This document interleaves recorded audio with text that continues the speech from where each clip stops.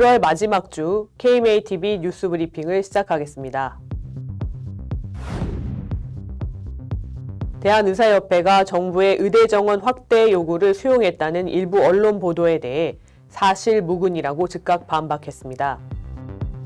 한 언론은 지난 19일 의협이 의대 정원 단계적 확대안을 제시했다는 취지의 기사를 보도했습니다. 의협은 다음날 입장문을 통해 보도 내용은 사실 무근인 추측성 보도라고 일축했습니다. 의협은 일부 언론사의 무분별한 추측성 보도는 의료계와 정부 간 신뢰관계를 깨뜨려 불필요한 오해와 반목만을 만들 뿐 올바른 정책 수립에 전혀 도움이 되지 않는다며 근거 없는 추측성 보도를 자제해달라고 촉구했습니다. 앞서 의협은 보건복지부가 의대 정원 증원 규모를 제시하라는 공문을 보낸 것에 대해 대화와 협상 당사자를 무시하는 행위며 의정 간 신뢰에 찬물을 끼얹는 매우 부적절한 처사라고 비판했습니다. 전공의의 86%가 의과대학 정원 증원 시 단체 행동에 참여하겠다는 의지를 밝혔습니다. 대한전공의협의회가 22일 발표한 설문조사 결과 전체 응답자 4,200여 명 중 86%가 단체 행동에 참여하겠다고 답했습니다. 빅5 병원 중에선 2개 병원이 설문에 참여했는데 각각 85%, 80%가 단체 행동에 나서겠다고 밝혔습니다. 또 서울 소재 사립대학병원 4곳에서는 각각 86%, 84%, 89%, 94%의 전공의가 동참하겠다고 답했습니다. 수도권 소재 사립대학병원 2곳의 전공의 참여율은 각각 79%, 88%였습니다. 특히 비수도권 병원들에선 단체 행동에 참여하겠다는 비율이 90%를 넘는 곳들이 많았습니다. 대전협은 이번 설문조사는 각 수련병원에서 개별적으로 진행한 것이며 추후 전체 전공의 1만 5천 명을 대상으로 단체 행동 참여 여부를 조사하겠다고 밝혔습니다. 또 의과대학 의학전문대학원 학생협의회와도 긴밀히 소통해 대응 방안을 논의 중이라며 조만간 대전협, 의대협 간 공식 비상대책 회의를 갖기 위해 일정을 조율 중이라고 전했습니다. 올해 상반기 레지던트 1년차 추가 모집에서도 기피과 지원율이 저조했습니다.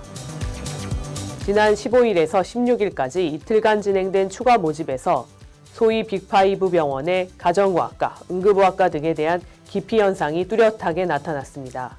가정의학과의 경우 서울대병원을 제외한 4개 병원 모두 정원을 채우지 못했습니다. 응급의학과도 빅5 병원에서 총 12명을 모집했는데 단 3명만 지원했습니다.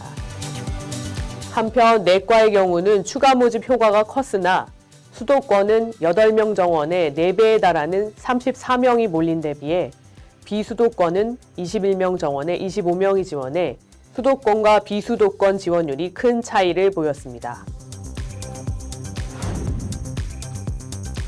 응급의료를 무분별하게 이용하면 불이익을 줘야 한다는 주장이 제기됐습니다. 유인술 충남대병원 응급의학과 교수는 19일 토론회에서 시민이 응급의료 시스템 이용 원칙을 지키도록 부적절한 이용 시 페널티가 있어야 한다고 말했습니다. 유 교수는 특히 일본 고도 구급 구명센터의 경우 환자는 의사의 수용 여부 결정에 무조건 따라야 하고 의사의 불수용 결정에도 환자가 이용하려면 전액 본인 부담하는 체제라고 설명했습니다. 박인환 바른사회 시민회의 공동대표도 제도 미비, 정치권 비협조, 시민의식 부재에 더해 일부 정치 권력자의 특권의식도 응급실을 옥죄고 있다고 지적했습니다. 한편 정부는 환자들의 무분별한 의료 쇼핑을 막기 위해 1년에 365회 이상 병의원을 이용할 경우 본인 부담률을 90%까지 상향하는 방안을 추진키로 했습니다. 대한의사협회를 비롯한 5개 전문가 단체가 비대면 진료 시범사업 중단을 촉구했습니다. 대한의사협회와 치과의사협회, 건축사협회, 변호사협회, 수의사회가 참여하는 올바른 플랫폼 정책연대는 16일 제도의 안전성과 유효성이 검증되지 않은 상황에서 적용 대상을 확대하고 나선 것은 국민의 건강권을 무시하고 플랫폼 업계의 이익만을 대변하기 위한 조치라고 지적했습니다. 또 보건복지부는 무분별한 비대면 진료 시범사업 방침을 중단하고 국민을 위한 원칙과 가치를 바탕으로 공정하게 원점부터 재논의해야 한다고 강조했습니다. 이 같은 반대에도 불구하고 보건복지부는 설 민생 안정대책이라는 명목으로 명절 연휴 기간에 대면 진료 경험이 없는 초진 환자도 바로 비대면 진료를 받을 수 있게 허용하기로 했습니다. 한의사의 초음파 진단기기 사용을 허용한 대법원 판결 이후 일부 한의원들이 초음파 진단 홍보에 나서고 있습니다. 언론 보도에 따르면 대법원 판결 이후 초음파 진단기기를 진료에 이용한다고 온라인으로 홍보하는 한의원이 눈에 띄게 늘었는데요. 세종시의 한 한의원은 홈페이지를 통해 근골격계 질환부터 내과 질환, 성장 클리닉, 다이어트 등의 초음파 진단을 활용한다고 홍보하고 있습니다. 또 다른 한의원도 약침 시술 시 환자의 불편을 덜면서 빠르고 정확하게 시술할 수 있다며 자신의 블로그에 설명해 놓았습니다. 이와 관련 김교웅 대한의사협회 한방대책특별위원장은 대법원 판결은 한의사의 초음파 진단에 대한 보조적 사용이 의료법 위반은 아니라는 취지라고 지적했습니다. 특히 한의사가 초음파를 치료에 쓰는 것은 명백한 위법인데 마치 초음파를 이용한 치료까지 허용된 것처럼 해석하는 것은 아전인수라고 꼬집었습니다. 의료인 폭행 방지를 위해 국회와 검찰이 적극 나서고 있습니다. 대검찰청은 최근 응급의료인에 대한 폭력 범죄에 응급의료법, 119법, 소방기본법 등 특별법을 우선 적용키로 하고 전국검찰청에 엄정 대응을 지시했습니다. 아울러 양형 자료를 적극 제출해 중형을 구형하고 양형 기준에 미치지 못하는 형이 선고되면 적극 항소하도록 했습니다. 특별법은 일반 형법상 폭행 상해보다 형량이 무겁고 주치 감경을 하지 못하도록 하는 특례 조항이 명시돼 있습니다. 국회는 지난해 응급의료기관의 장 또는 응급의료기관 개설자에게 응급의료 방해 행위를 수사기관에 즉시 신고하고 지자체 장에게 통보하도록 하는 응급의료법 개정안을 의결한 바 있습니다. 현재 국회는 응급의료 종사자의 진료방해 범주에 물리적, 심리적 강박 행위도 포함하는 등 진료방해 행위를 더욱 구체화하는 관련 법안을 심의 중입니다. 의료계의 강력한 반대에도 대통령실이 의대 정원 확대 의지를 거듭 밝혔습니다. 성태윤 대통령실 정책실장은 18일 브리핑에서 의대 정원 확대는 반드시 필요하다고 말했습니다. 이어 현재 정부에서 특정 숫자를 제시하고 있지는 않다면서 모두가 합의할 수 있는 인원이 나오면 가장 좋겠지만 만약 그렇지 않다면 우리 사회에 대한민국의 가장 적절한 숫자의 인원이 무엇이냐는 관점에서 정해야 한다고 덧붙였습니다. 한편 정지태 전 대학의학회장은 같은 날 의학회 정기총회에서 외국에선 대한민국의 인구 소멸까지 걱정하고 있는데 우리는 줄어드는 인구에 비례하는 인재의 적정 배분에 대해 논의조차 못하고 있다고 지적했습니다. 또 학령기에 있는 최상위권 인재 모두를 의사로 만들면 전기, 전자, 정보, 생명공학 등의 미래지향적 산업에서 일할 인재는 어디서 구할 것이냐고 우려했습니다. 작년 대학 입시에서 최상위권 대학의 정시 합격자 등록 포기율은 늘어난 반면 의과대학 등록 포기율은 줄어든 것으로 나타났습니다.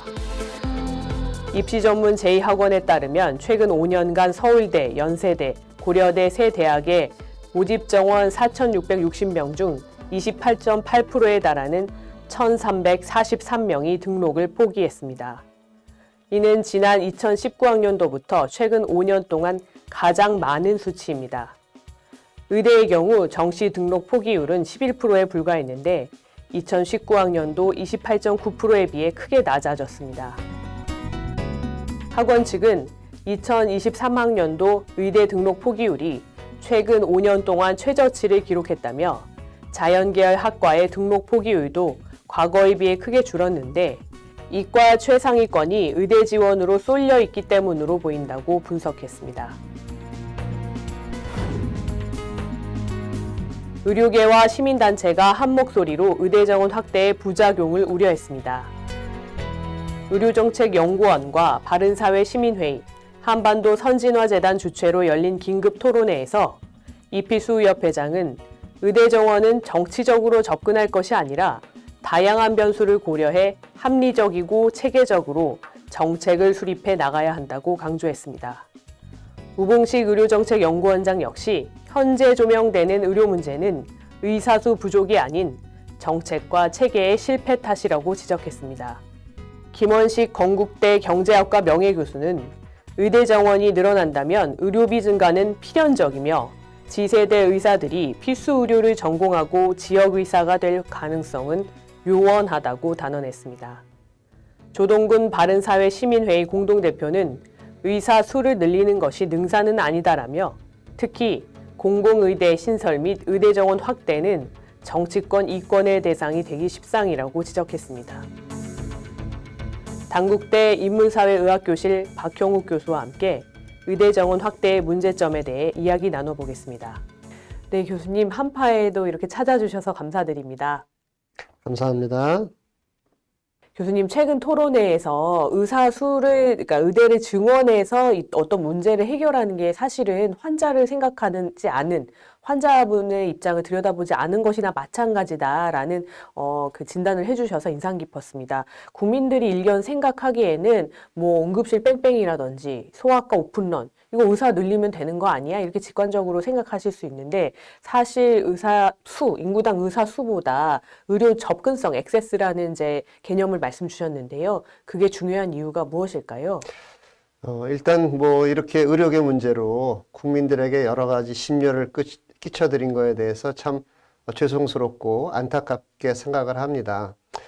이 문제에 관해 사실 응급실이 문제가 있어서 또 의사가 부족해서 진료를 제대로 못 받는다면 사실 의사들도 문제죠. 의사나 그 가족들도 환자가 돼서 응급실을 방문하게 됩니다. 생명을 구하는 게 얼마나 중요한지 의사들이 잘 알고 있죠. 그걸 모르는 의사는 아마 없을 거라고 생각을 합니다.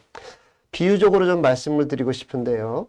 큰 건물에 화재가 났습니다. 화재가 나서 많은 사람들의 생명이 위태로운 상황입니다. 그리고 근처에 뭐 지하수 같은 게 있어서 물을 끌어올 수가 있는데 정부가 갑자기 저수지를 만들어야 된다. 이렇게 얘기를 하는 겁니다. 물론 저수지를 만드는 것도 필요할 수가 있겠지만 당장 끌어올 물이 있다면 그 물을 끌어와서 화재를 진압하는 것이 합당한 거겠죠. 그런 상황에서 저수지를 어떻게 만들어야 된다라고 하는 게 정말 그 건물 안에 있는 사람들의 생명을 걱정하는 것인지 아마 의문이 들 것 같습니다. 그래서 사실 이 응급실 문제라든지 그런 것들이 어떤 특정 정책의 실패 때문인지 아니면 정말 의사 수가 부족한 것인지 진단을 이제 정확하게 해야 됩니다. 우리가 의사가 부족하면 뭐 어떤 문제가 발생하느냐? 소위 의료의 이제 접근성, 액세스라고 하죠. 그게 좀 문제가 되는 경우가 있습니다. 사실 그래서요, OECD라든지 다른 나라에서는요, 환자가 의사를 만날 때 얼마나 시간이 걸리는지, 그걸 이제 웨이팅 타임이라고 표현하는데요. 그걸 다 조사를 합니다. OECD에서 응급질환에 대해서 또는 비응급질환에 대해서 웨이팅 타임을 잘 조사를 하죠. 이런 걸 보면은 정말 의사 수가 부족해서 환자들의 액세스에 문제가 있는지 우리가 살펴볼 수가 있습니다. 그리고 이런 문제 제기는 사실은 뭐 복지부에서 먼저 한 거거든요. 이제 응급실 뺑뺑이라든지 또는 소아과 오픈런에 관해서 얘기를 하는 것이 정책적으로는 접근성에 문제가 있다라고 얘기를 한 거거든요. 그래서 접근성에 정말 문제가 있는지 살펴보는 건 당연한 건데 이제 그런 거를 좀 안 한다는 게 좀 의아하게 생각이 됩니다. 네. 마찬가지로 정부의 정책과 관련해서 일관성에 대해서도 좀 지적을 해주셨습니다. 저희 인터뷰에도 다수의 전문가분들이 나와주셔서 제일 많이 지적하신 문제가 왜 비용이나 예산 얘기를 하지 않느냐, 왜 비용 구체성이 드러나지 않느냐, 이런 것들을 많이 좀 말씀을 주셨는데요. 의료비가 급증한다고 하면서 의사 인력의 운영 예산에 대해서 언급을 하지 않는 까닭은 무엇일까요? 글쎄요, 제가 뭐 정부 관계자가 아니라서 정확하게 알 수는 없지만 일단은 우리나라 이제 정부, 특히 보건복지부에서 어떤 정책을 추진할 때는 그 정책 하나에 몰입을 하는 것 같습니다. 그런데 이제 정책을 몰입을 할 때는 그거의 장점, 좋은 점, 기대되는 점을 얘기하고 싶어 하는 것 같습니다.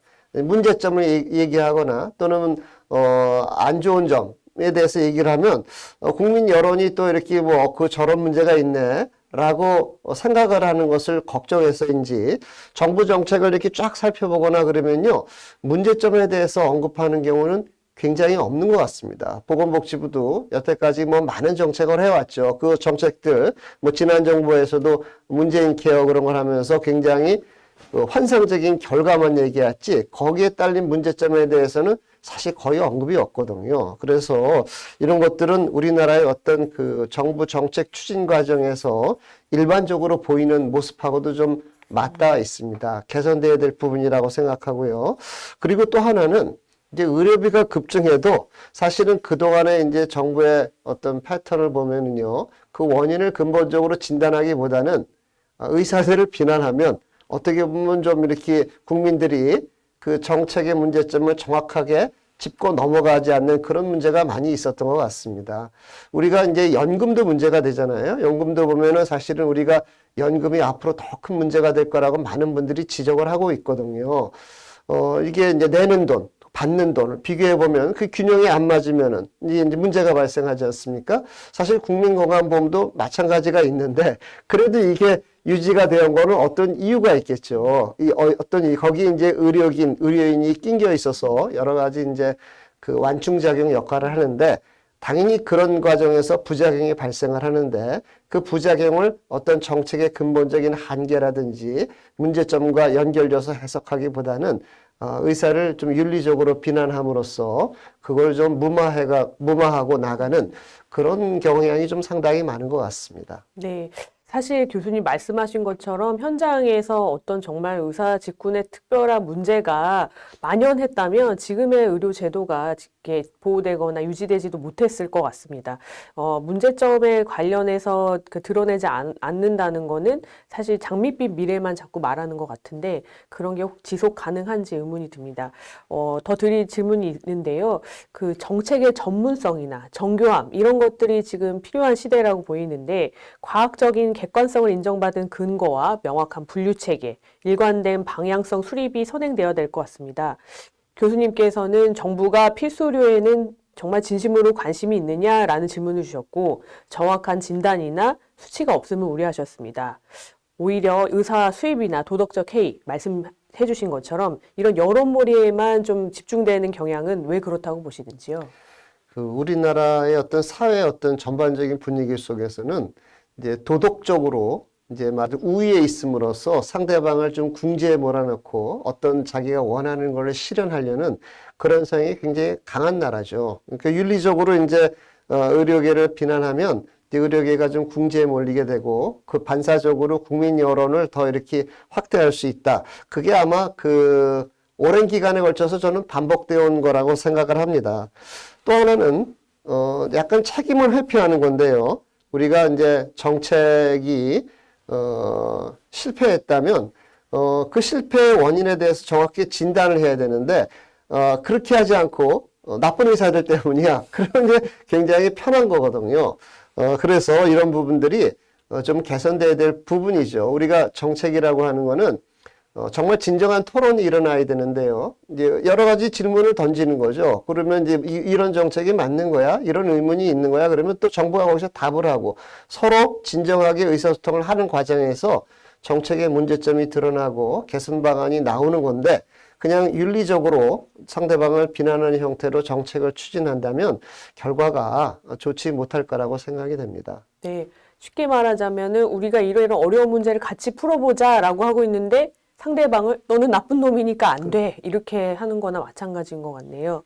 교수님, 그 의료법 및 보험 제도와 관련해서도 심도 있는 의견을 꾸준히 내시고 계십니다.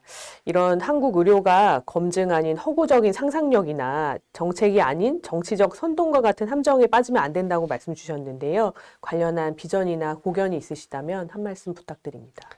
참 어려운 질문이라고 생각을 합니다. 왜냐하면 각자가 다 의견이 있지 않습니까? 뭐 개인마다 다 의견이 다르고 어느 하나가 완전한 정답이라고 보기 어려운 경우가 많이 있겠죠. 뭐 정부도 이제 추진해야 되려는 일이 있다 보면 그거를 또 여러 가지 어떤 요인을 결합해서 더 확고하게 추진해 나가고 그런 싶은 생각이 있을 거라고 저는 느껴집니다. 그런데요, 제가 이제 최근에 이제 의료 관련해서 여러 가지 이제 대화를 하다 보면 좀 이렇게 의료 분야를 잘 모르는구나 그런 생각을 하고 또 다른 나라의 제도를 잘 모르는구나 라는 느낌을 받을 때가 있습니다. 대표적인 게 이제 의료사고가 났을 때 의료 배상 책임과 관련된 형사 책임과 관련된 건데요. 이제 법률가들이 이렇게 얘기를 하는 겁니다. 다른 나라에 의사만 면책하는 그런 법이 없다. 이런 겁니다. 실제로 찾아보면 없거든요. 그런데 없는 이유는 그 영미법에서는요, 과실범을 형사처벌하지 않습니다. 그러니까 처음부터 문제가 안 되겠죠. 그런데 우리는 이제 과실범을 처벌하는 규정이 있거든요. 그러다 보니까 이게 너무도 많은 형사범을 만들어내게 되는 거죠. 그래서 이 비슷한 게 교통사고 처리 특례법처럼 과실범을 형사처벌하지 않을 필요성이 느껴진 겁니다. 만약에 다른 나라의 제도가 없다면 그게 논거가 된다면 교통사고 처리 특례법과 또 있어서는 안 되는 거겠죠. 하지만 근본적으로 우리나라가 과실범을 형사처벌하는 규정 때문에 그런 필요성이 만들어졌고 또 그렇다면 의료는 사실 더 보호해야 되는 거거든요. 일단 굉장한 위험이 있는 환자들을 치료하다 발생을 한 거니까. 그런데 딱 다른 나라엔 제도가 없어 하고 끝나는 겁니다. 제대로 들여다보지 않는 거거든요. 또 최근에는 이제 경제학자가 이제 그 언론에 이제 보도한 걸 보니까요. 우리가 비급여가 문제다. 실손보험이 문제다. 이런 얘기를 합니다. 저도 거기에 문제가 있다고 생각을 합니다. 그런데 우리나라 제도를 자세히 들여다보면 의사들이 어떤 정당한 인센티브 구조, 좋은 의료를 만들기 위해서 노력하는 것에 대한 대가, 이런 거는 없애버리고 비정상인 형태의 어떤 인센티브 구조만 남아있는 거거든요. 당연히 후자도 문제가 됩니다. 하지만 전체적인 정책 방향은 비정상적인 인센티브 구조를 정상적인 인센티브 구조로 나아가도록 그렇게 노력을 하는 게 근본적인 문제인데 앞부분이 없다는 걸 빼놓고 비정상적인 문제야. 그러면 근본적으로 문제 해결이 안 될 겁니다. 그래서 제가 말씀드리고 싶은 거는 우리나라의 많은 의료 문제는 의료보장제도와 깊은 관련이 있는데요. 의료보장제도는 서구에서 만들어져서 오랜 동안 발전을 해왔습니다. 그러면 거기에 어떤 글로벌 표준이라는 게 있는 겁니다. 다른 나라의 의료보장제도가 국민의 여러 가지 이해를 조정하기 위해서 만든 건데 그런 제도를 정확하게 들여다보고 우리가 나아가야 돼. 우리의 현재를 진단하고 그러면 더 좋은 미래를 향해서 나아갈 수가 있는 거죠. 우리 것만 보고 거기를 장단치사해서 문제점만 지적을 하면서 그런 형태는 사실은 선동에 굉장히 취약한 거고 그래서 이 의료제도, 의료보장제도의 서구에서 만들어진 것들을 한번 찬찬히 객관적인 시각으로 들여다보고 우리의 현재를 진단하는 그런 절차가 굉장히 중요할 거라고 생각이 됩니다. 네, 오늘 교수님 주신 말씀을 보니까 의료에 관련해서 우리 사회가 이제 막 관심이 좀 깊어지기 시작한 것 같습니다. 기존에는 일부분만 보고 뭐가 문제가 있으면 다 의사가 먼저 잘못한 거 아니냐 이렇게 악화를 구축하는 쪽으로 좀 가려는 경향성이 보이는데요. 저희가 노력해서 이제 양화 쪽으로 좀 좋은 쪽으로 가는 방향을 만들어갈 수 있으면 좋겠습니다. 오늘 소중한 말씀 감사드립니다. 예, 감사합니다. 이것으로 뉴스 브리핑을 마치겠습니다. 감사합니다.